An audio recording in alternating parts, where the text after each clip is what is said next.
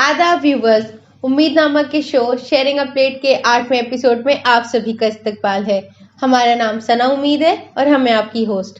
जनाब, आज हमारे साथ स्टूडियो में मौजूद हैं आफरीन उस्मान जी, जो कि हैं तो एक डेंटिस्ट लेकिन वो एक एंटरप्रेन्योर है। आफरीन जी एक होम बेकर है और वो केक वॉक बाय आफरीन के नाम से बहुत अच्छे अच्छे केक्स बनाती हैं और लोगों तक पहुंचाती हैं और इसी तरीके से लोगों में खुशियां बांट रही हैं। तो अगर आपको जानना है कि होम बेकर कैसे बन सकते हैं, क्या क्या गलतियां होती हैं जो एक होम बेकर कर लेते हैं, और अगर आपका भी इंटरेस्ट है एक होम बेकर बनने में, तो ये एपिसोड आप आखिरी तक देखिएगा। हमारी काफ़ी अच्छी अच्छी बातें हुई हैं, काफ़ी प्यारी प्यारी बातें हुई हैं। तो देखते हैं और आपसे मिलते हैं शो के एंड में। तो चलिए शुरू करते हैं। आफरीन जी आदाब। सबसे पहले तो आपका बहुत बहुत शुक्रिया, आपने हमारी दावत कबूल करी, आज आप यहाँ मौजूद हैं। उम्मीद नामा स्टूडियो में आपका इस्तकबाल है। थैंक यू सो मच, और बहुत ही इंस्पायरिंग है हमारे लिए भी यहाँ आके। शुक्रिया। आप लोगों से मिल के, आपको देख के बहुत अच्छा लगा। बहुत बहुत शुक्रिया। तो सेशन स्टार्ट करने से पहले हम आपसे एक दरख्वास्त करना चाहेंगे। हम चाहते हैं आप हमारे व्यूअर्स को बताएं कि केक वॉक बाय आफरीन क्या है, किस तरीके से स्टार्ट हुआ, इसके पीछे क्या प्लान था और कब स्टार्ट हुआ। Cake walk bye Afreen actually सिर्फ मेरा पैशन था और इसको स्टार्ट करने में भी कोई प्लानिंग नहीं थी, कुछ भी नहीं था। फिर बस सिर्फ ऐसे हुआ कि हम डेंटिस्ट हैं एक्चुअली, पढ़ाई हमने डेंटिस्ट्री की। फिर कुछ ऐसे हालात हो गए, बच्चे छोटे थे तो हमने एक ब्रेक लिया डेंटिस्ट्री से, और हमने बहुत ब्रेक में हमने सोचा कुछ सीखना ज़रूर चाहिए, तो हमने कई कोर्सेज ज्वाइन किए। उसमें से एक कोर्स बेकिंग का भी था, और वो कोर्स ज्वाइन करने के बाद हमें पता चला कि मेरे अंदर ये एक पैशन डेवलप हो गया कि बेकिंग करने का। और हाँ, ऐसे होने लगा कि I was baking every day, कुछ ना कुछ। और कहीं जाना होता था तो हम हमेशा केक लेके जाते थे या कप केक्स लेके जाते थे, तो लोगों को भी टेस्ट अच्छा लगा। और फिर लोगों ने कहा कि तुम ऑर्डर्स लेना शुरू कर दो, और धीरे धीरे इस तरह से, हालांकि जब पहले ये हुआ कि ऑर्डर लेना शुरू करें या नहीं शुरू करें, तो थोड़ा सा लोगों को घर में भी और सबको लगा अब तुम ऑर्डर लोगी, और इसको थोड़ा सा नेगेटिव उससे देखा गया। लेकिन फिर हमें लगा कि कोई भी काम छोटा नहीं होता। बिल्कुल। और और बहुत लोगों ने हमसे कहा कि नहीं, सिर्फ फैमिली फ्रेंड्स थोड़ा सा करो तुम, तो आगे फिर देखना क्या होता है क्या नहीं। तो बस ऐसे ही शुरू कर दिया। फिर अल्लाह का शुक्र है। किस डेट को स्टार्ट हुआ था? हमें डेट तो एग्जैक्टली नहीं याद, बट आई थिंक 3-3.5 साल या 4 साल में भी हो गए होंगे शुरू किए हुए। एंड उससे 2-3 साल तक आई वॉज बेकिंग। उससे पहले 2 साल पहले से हम बेक कर रहे थे, बट ऐसे ही बेक कर रहे थे फॉर होम या फैमिली फ्रेंड्स के लिए, but not like professionally type. लेकिन अब अल्लाह का शुक्र है कि ऑलमोस्ट एवरी डे देयर कोई ऑर्डर होता है या कुछ करने को होता ही है उससे रिलेटेड। कभी कोई ऐसे टॉक है या कभी कोई, क्योंकि मेरा मकसद ये भी है कि लोगों को ये ना लगे कि कोई काम, जैसे कोई काम छोटा होता है या कि घर से नहीं कर सकते। क्योंकि मेरा एक ये भी रीज़न था कि हम क्लिनिक नहीं जा पाते थे क्योंकि बच्चे छोटे थे, घर पे होना ज़रूरी होता था मेरा। तो घर में रह के भी काम किया जा सकता है, ये भी दिखाना ज़रूरी था। तो so I started working from home, and अभी भी घर से ही करते हैं हम। लेकिन अल्लाह का शुक्र है बहुत पॉजिटिव फीडबैक्स आते हैं। अभी तक 99% पॉजिटिव ही फीडबैक्स आए। एक आध तो गड़बड़ हो ही जाता है कभी कभी, कुछ ऐसा किसी को नहीं टेस्ट समझ में आया, नहीं पसंद आया। तो काफ़ी मुख्तलिफ टेस्ट भी होते हैं। हाँ एग्जैक्टली, तो वही है। वैसे अल्लाह का शुक्र है सब अच्छा ही जा रहा है अभी तक। जी। तो 3.5 साल से आप ये कर रही हैं, और पिछले लगभग 3 से 4 सालों में होम बेकर्स की काफ़ी ज़्यादा नंबर इंक्रीज़ हुए हैं। काफ़ी लोगों ने, क्योंकि काफ़ी कन्वीनियंट रहता है, और आप होम बेकिंग कर रही हैं। तो हम आप ही से सुनना चाहेंगे कि होम बेकिंग के क्या क्या प्रोज एंड कॉन्स होते हैं, क्या फ़ायदे होते हैं और क्या नुकसानात होते हैं, अगर कोई है नुकसानात तो। हाँ, नुकसानात तो सोचना पड़ेगा। फायदे तो ये होते हैं सबसे पहले कि हम अपनी टाइमिंग, अपने काम की टाइमिंग अपने हिसाब से एडजस्ट कर सकते हैं। जैसे शुरू जब हमने किया तो कोशिश ये थी कि कोई चीज़ डिस्टर्ब ना हो। जैसे बच्चे थे हमारे तो उनकी पढ़ाई पे कोई असर ना पड़े या उनकी तरबियत पे कोई असर ना पड़े, तो कोशिश ये करते थे कि हम बच्चों को सोने के बाद रात में बेक करते थे और उनके स्कूल के जाने के बाद वो टाइम यूज़ करते थे। तो उससे घर में कोई भी चेंज नहीं आया कोई भी तरीके का कि आपका स्केड्यूल तो काफ़ी डिसमेंटल हो गया काफ़ी। हाँ, बट क्योंकि हमें पसंद था वो करना तो I didn't mind it. And रात में देर तक जग के बेकिंग कर रहे होते थे तो वो अकेले होते थे, पूरा फोकस उस पे होता था। तो वो मेरा लगता था हमें कि ये मी टाइम है, कि ये this is the only time I am spending with my self. तो उसमें जो हमें सोचना है, डिसीजंस लेने हैं, वो करना है, फैसले कोई भी अपने बारे में, बच्चों के बारे में, वो टाइम हमको बहुत रिलैक्सिंग लगता था। और क्योंकि जो केक हमने एक बैटर डाला और केक बन के निकला तो वो बड़ी अच्छी सी फीलिंग आती थी ना। तो एंड क्योंकि फीडबैक्स भी अच्छे आ रहे थे तो वो थोड़ा सा एक इलेटेड सेंस भी होता था। कॉन्फिडेंस बहुत बढ़ता है और अपना पैसा कितना भी कम हो अपना ही होता है। बिल्कुल। तो ये था कि हम घर पे रह के और एक ऐसा काम कर रहे थे जो हमको पसंद था और उसकी वजह से कोई कुछ भी डिस्टर्ब भी नहीं हो रहा था, सब कुछ अपनी जगह पे था। सो इट वाज हर तरह से पॉजिटिव चीज़ थी। मतलब शुरुआत में बहुत बड़ा कोई हमको नहीं मिलता था, कोई बहुत ज़्यादा पैसे नहीं हम कमा रहे थे, but I was satisfied with what I was doing and I am. ये सबसे अहम भी होता है अपने काम से सेटिस्फाई होना, बहुत लोग नहीं हो पाते 9 to 5 जॉब। बिल्कुल। See I practised as a dentist also. शुरू में हमने प्रैक्टिस किया डेंटिस्ट्री और पेशेंट्स, तब भी पेशेंट्स भी आ रहे थे, लेकिन वो ही था कि देयर वाज अ गिल्ट, बच्चे घर पे क्या कर रहे हैं क्या नहीं कर रहे हैं। और हम एक चॉइस, एक टाइम आया when I had to take a choice कि ब्रेक लेना है या कंटिन्यू करना है। Obviously I took a break. फिर लग रहा था कि ठीक है, पेशेंट को तो हम छोड़ सकते हैं, बच्चों को तो हम नहीं छोड़ सकते। फोकस उस पर ही ज़्यादा था। फिर my husband was also working very hard, he was very busy.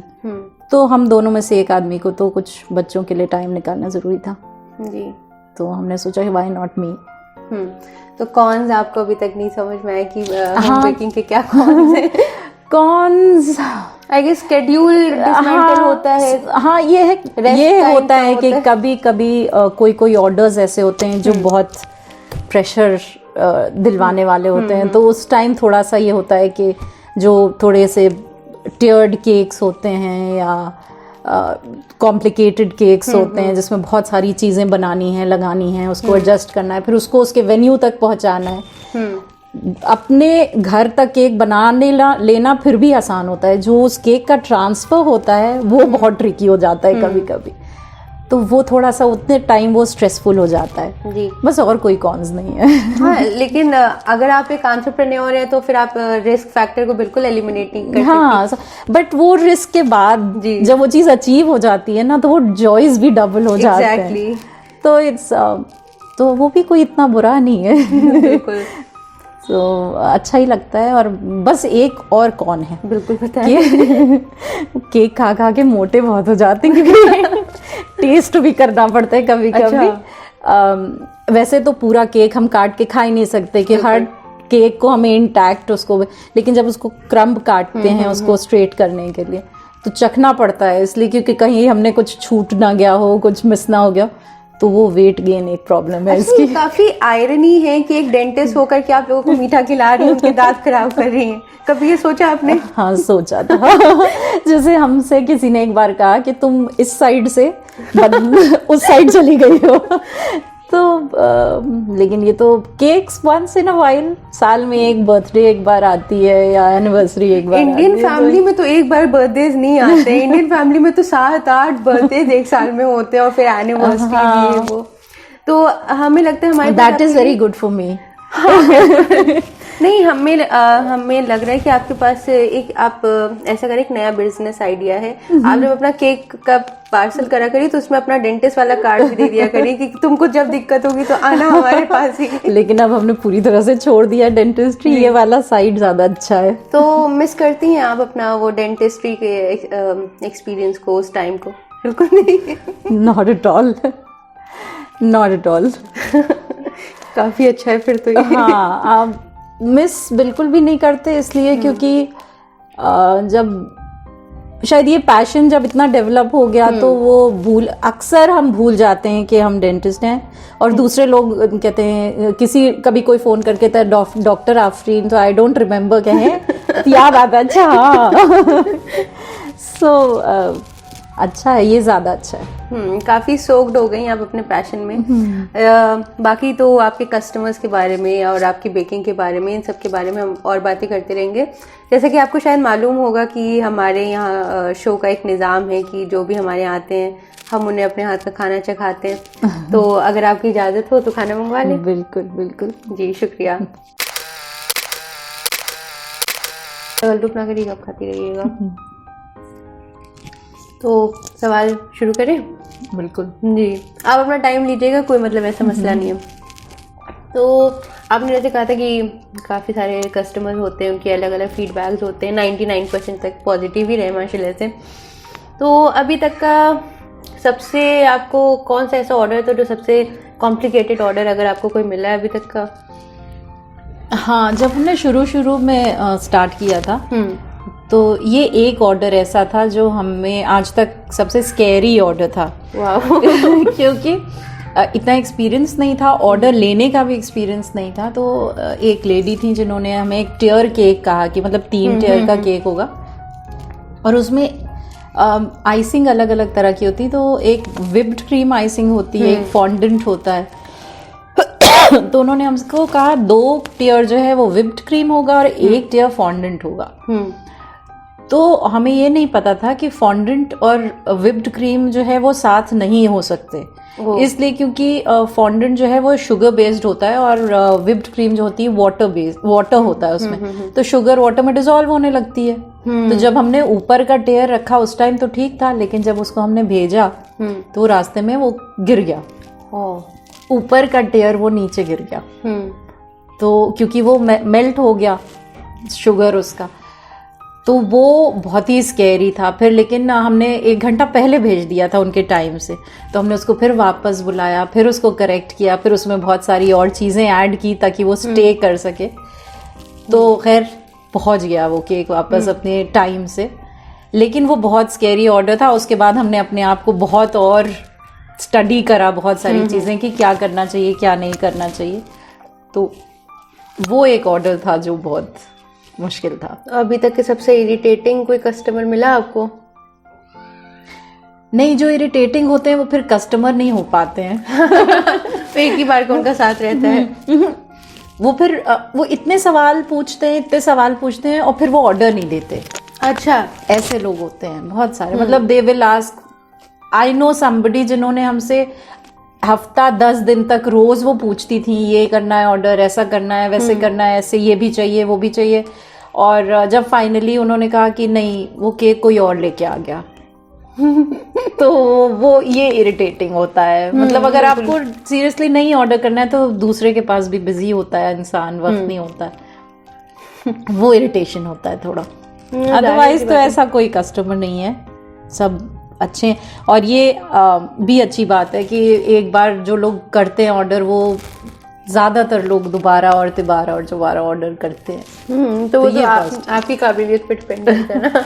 हाँ, नहीं, अपना एक जेल होने की भी बात है कि लगता है कि हाँ ये मेरा कर देंगी, ये पॉजिटिव हो जाएगा जैसा हम चाहते हैं।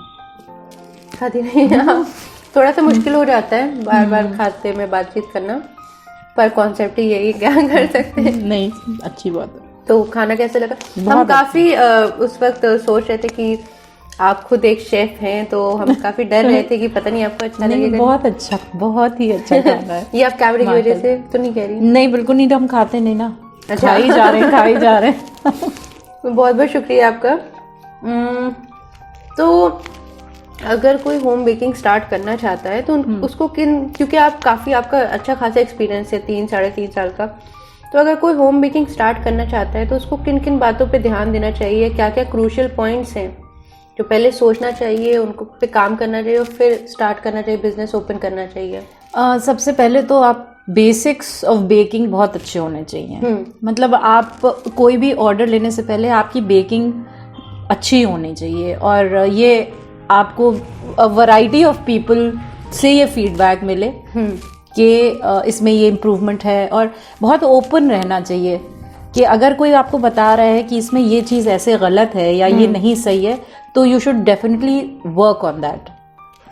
उसको नेगेटिवली नहीं लेना चाहिए कि मतलब ये मेरे चीज़ में कमी निकाल रहे हैं या कुछ।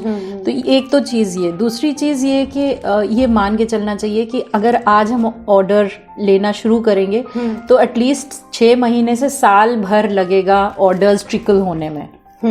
ठीक है, क्योंकि आज आप ऑर्डर देना शुरू करेंगे, कस्टमर्स कोई बैठे नहीं है कि आप शुरू कीजिए और वो देना शुरू कर देंगे ना।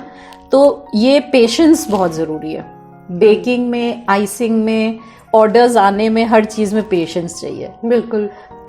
तीसरा पॉइंट ये कि इकट्ठा बहुत ज़्यादा इन्वेस्टमेंट भी नहीं करने की ज़रूरत है, क्योंकि ट्रेंड्स चेंज होते रहते हैं। तो आज हमने कोई बहुत ट्रेंडिंग चीज़ खरीद ली बहुत महंगी, हो सकता है वो 1 महीने 10 दिन के बाद ख़त्म हो जाए वो ट्रेंड। तो जब आप स्टार्ट करते हैं, start from small, basic orders लीजिए और धीरे धीरे आपको और ट्रेंड के साथ थोड़ा थोड़ा इन्वेस्ट करिए। ये नहीं कि एक ही बार में आपने बहुत कर दिया फिर वो चीज़ें पुरानी हो जाएंगी। जब आपने जैसे चॉकलेट्स हमने बहुत सारी मंगा ली और वो आफ्टर 1 ईयर आपको उतने ऑर्डर्स नहीं मिले तो वो सारी वेस्ट हो जाएंगी। तो ये 3 चीज़ें तो ज़रूरी हैं जी। तो यहीं पे लोग ज्यादातर गलतियां करते होंगे। इन्वेस्टमेंट वाली तो एक फैक्टर ऐसा है जिसमें वाकई लोग बहुत गलतियां कर लेते हैं, क्योंकि हमने भी किया ना। इसलिए यार आपका तो चल गया। तो नहीं, इसलिए हाँ, लेकिन वो चीज जैसे हमने बहुत शौक में शुरू में आदमी खरीद लेता है, इतने मेरे पास इतने बेकिंग टिन्स हैं, इतने शेप्स के, साइजेस के, वो इतने नहीं यूज होते जितने बेसिक यूज होते हैं। अगर आपको बिजनेस की तरह शुरू करना है तो उसको थॉट भी उसका बिजनेस की तरह ही होना चाहिए। बेसिक से ही शुरू कीजिए, फिर धीरे धीरे बढ़ जाएगा। लेकिन शुरुआत में इतनी सारी चीजें, इतनी तरह के स्प्रिंकल्स खरीद लिए, इतनी तरह के ले लिए, फिर वो नहीं यूज होते उतने। तो जैसे कि आपने बात करी ट्रेंड्स की, तो ज़्यादातर ट्रेंड्स तो लोग सोशल मीडिया के थ्रू ही आते हैं। वो अलग अलग चीज़ें, अलग अलग केक बन रहे हैं, जैसे कि काफ़ी हम लोग देखते रहते हैं। तो मतलब इसका है कि आप काफ़ी सोशल मीडिया भी इस्तेमाल करती होंगी ट्रेंड्स देखने के लिए, कि कोई हेल्प करता है? नहीं नहीं नहीं, अगर आपको होम बेकर सोशल मीडिया के थ्रू ही आपको वर्क करना पड़ता है। जैसे मेरे ऑर्डर्स 99% ऑर्डर्स 90% ऑर्डर्स फेसबुक या इंस्टाग्राम के थ्रू ही आते हैं, क्योंकि वहीं पे आप अपना प्रेजेंट, आप, मेरे पास कोई बेकरी नहीं है जहाँ पे हम अपने आइटम्स डिस्प्ले करते हैं। मेरा जो डिस्प्ले है वो फेसबुक पे, इंस्टाग्राम पे, सोशल मीडिया पे होता है। तो लोग वही देखते हैं और वहीं से आते हैं ऑर्डर्स। तो दूसरी चीज़ ये कि और जो साइट्स हैं, होम बेकर्स गिल्ड है, होम बेकर्स इंडिया है, इस तरह की फेसबुक पे बहुत सारी साइट्स हैं जिसपे ऑल ओवर द वर्ल्ड से बेकर्स पोस्ट करते हैं क्या चीज़ें इन हैं, क्या ट्रेंडिंग है, क्या नए ट्रेंड्स आ रहे हैं। तो उसके साथ भी ज़रूरी है कि आप वो देखते रहें, क्योंकि आपको पता चलता रहे कि क्या है। बिकॉज जो चीज़ नई है वो सबको अच्छी लगती है ना, यूनिक केक है, डिफरेंट आइडिया है, तो वो चीज़। और जब से इंस्टाग्राम वगैरह काफ़ी बढ़े हैं, रील्स जब से बढ़ी हैं, तब से तो बिल्कुल ऐसा हो गया। और दुनिया बहुत छोटी हो गई है ना, तो जो चीज़ आज अमेरिका में किसी ने बेक की है वो कल यहाँ लखनऊ में भी किसी को चाहिए ही होती है। बिल्कुल। तो ये चीज़ें अब बहुत ये काफ़ी चैलेंजिंग भी होता होगा उसको। हाँ, बिकॉज देन कोर्सेज करने पड़ते हैं मल्टीपल। मतलब आई ट्राई कि जितने, अब आजकल जैसे लॉकडाउन के दौरान हम लोग ऐसे फिजिकली नहीं कर पा रहे थे, तो बहुत सारे ऑनलाइन कोर्सेज थे जो हमने किए, और बहुत सारे लोगों ने ऑनलाइन क्लासेस लेना शुरू कर दी, क्योंकि सब घर पे थे।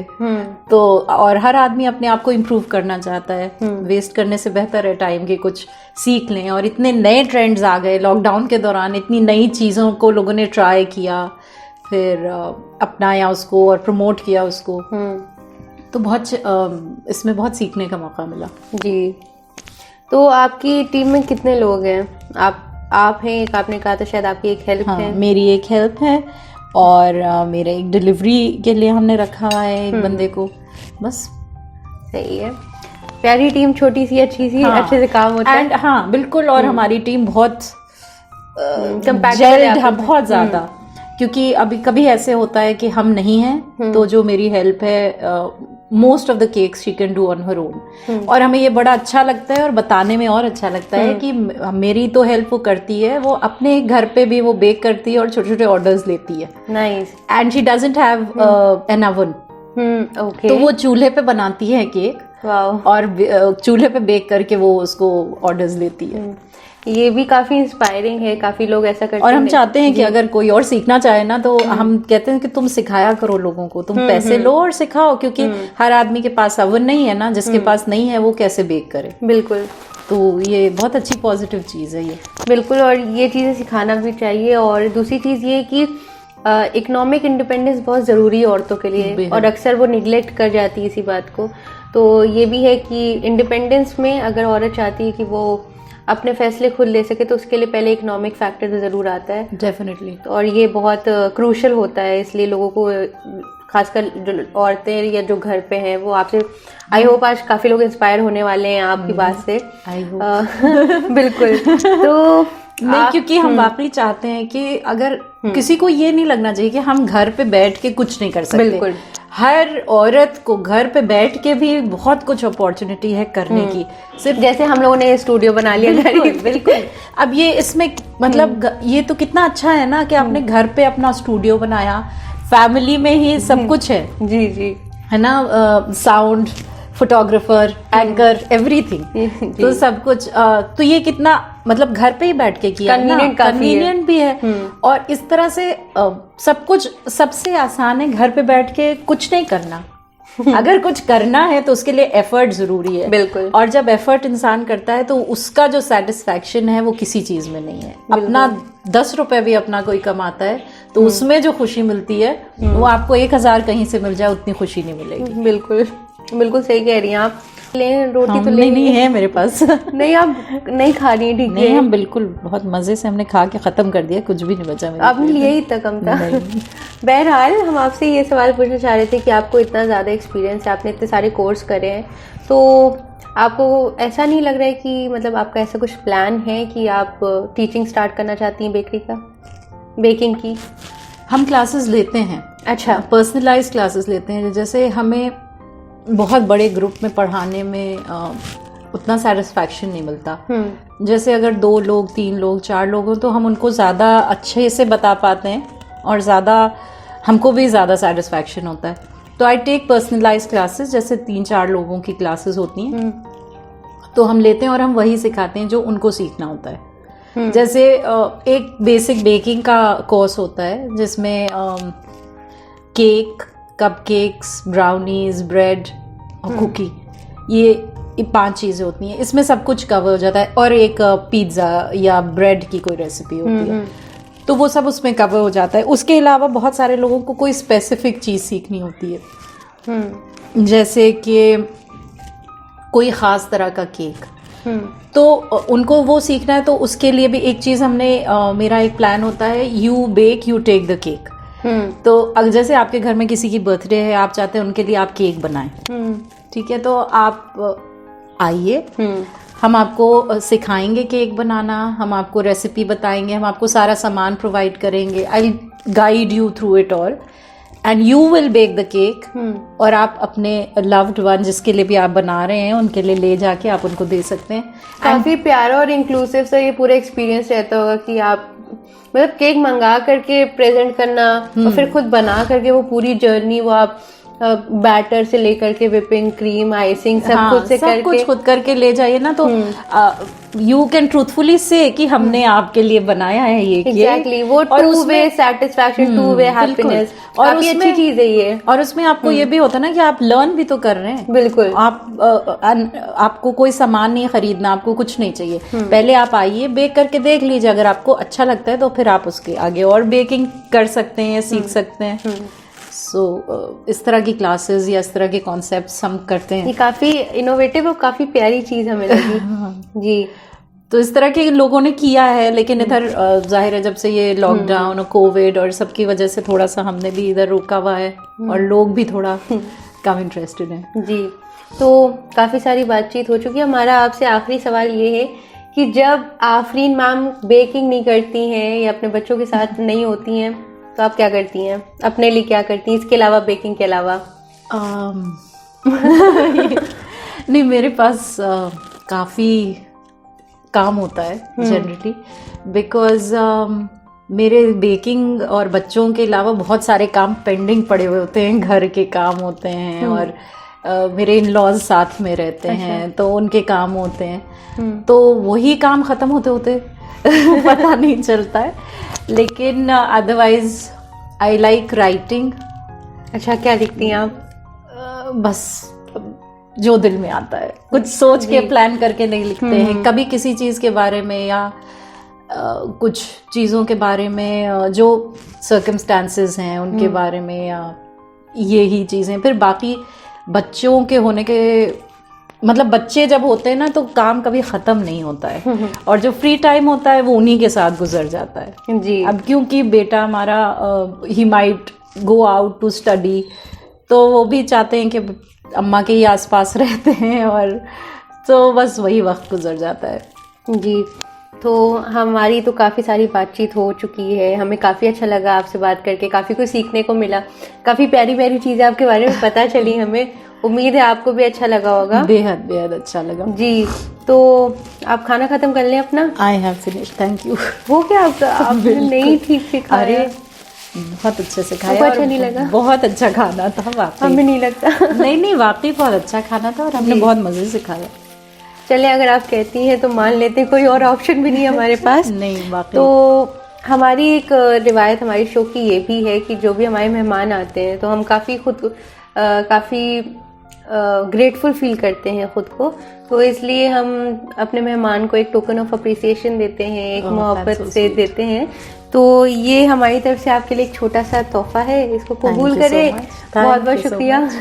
थैंक यू जी, और जाने से पहले अगर आप कुछ भी हमारे व्यूअर से कहना चाहती हैं तो कैमरा इज ऑल योर्स। बिल्कुल, this is actually such a good concept. शुक्रिया। और यहाँ पे आके वाकई लगता है कि एक उम्मीद जग रही है कि ये जो आने वाली जनरेशन्स हैं ये they are going to make this world much better place इंशाल्लाह। इंशाल्लाह। तो यही कहना है कि keep on doing this good work और आई बिल्कुल। Look forward to seeing more and more episodes और इंशाल्लाह एक दिन एक बड़ा वाला स्टूडियो बन जाएगा और फिर हम आएंगे एक बार इंटरव्यू। बिल्कुल बिल्कुल। और इंटरव्यू नहीं भी तो घर तो आप ही का है, आप जब चाहें आ सकती हैं। और बहुत बहुत शुक्रिया आपका। हाँ तो जनाब, कैसा लगा आपको हमारा आज का एपिसोड? भाई हमें तो खाना, आफरीन जी से बातें करना, उनकी पूरी जर्नी के बारे में जानना काफ़ी अच्छा लगा। अगर आपको भी हमारा वीडियो अच्छा लगा, अगर आप इससे इंस्पायर हुए या आपको कोई भी हमारा कॉन्सेप्ट अच्छा लगा, हमारा शो अच्छा लगा, तो चैनल सब्सक्राइब करना बिल्कुल ना भूलें। उम्मीदनामा को सब्सक्राइब करें, अपने दोस्तों के साथ शेयर करें और हाँ, मिलते हैं आपसे अगले वेडनेसडे को एक नए गेस्ट के साथ। तब तक के खुश रहें, आबाद और मोहब्बत बांटते रहें। शुक्रिया।